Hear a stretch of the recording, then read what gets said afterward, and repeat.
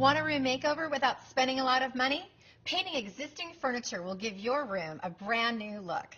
Hi, I'm Gia, design expert, and I'm going to give you some easy tips on painting furniture that isn't so painful.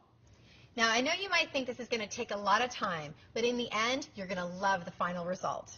I have an unfinished wood stool here, and the first thing you want to think about before you actually start priming the furniture is decide if your furniture needs to be sanded.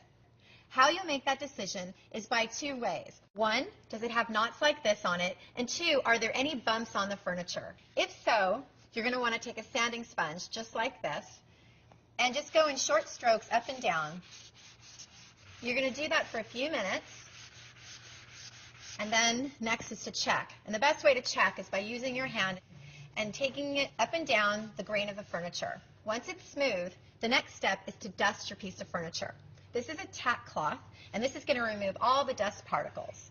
This step is extremely important because you want to make sure that all the particles are gone before you start priming. Okay, this looks great. I primed this yesterday, but there are things to consider as well when you're priming. If it's a small piece of furniture just like this stool, I recommend using a spray primer. This will make the priming process go much quicker because it will cover so much more. But you could also use a paintbrush or sponge brushes just like this.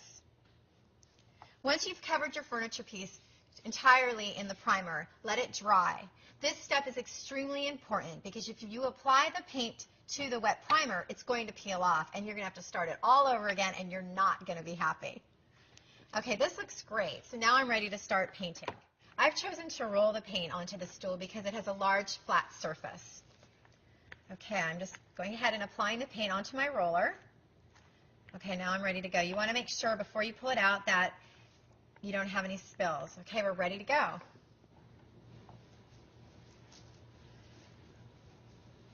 You can see how fast this is going because I have chosen to roll. But if you're painting a piece of furniture that has intricate legs or details, you're definitely going to want to use a paintbrush or a sponge brush.